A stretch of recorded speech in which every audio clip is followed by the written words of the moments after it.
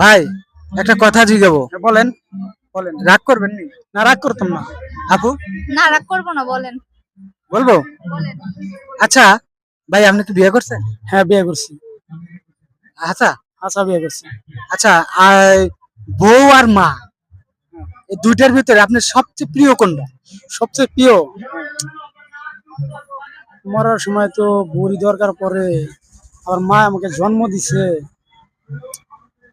কি কইলে সঠিক হইব? ভাই, এটা কি সঠিক বলতে হইব? আপনি যেটাকে সবচেয়ে প্রিয় মনে করেন সেটা বলবেন। সবটা আমার মনে থা বলবো আমি।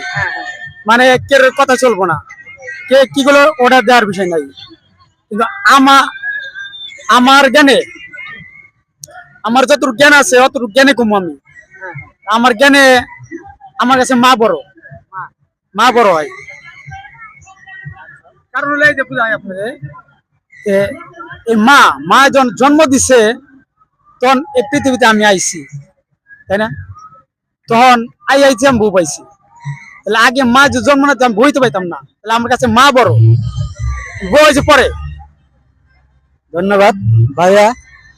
যা বলেছে আপনাদের মতামত কমেন্ট বক্সে জানিয়ে দেবেন। এ পর্যন্ত ভালো থাকবেন, সুস্থ থাকবেন। আল্লাহ হাফেজ।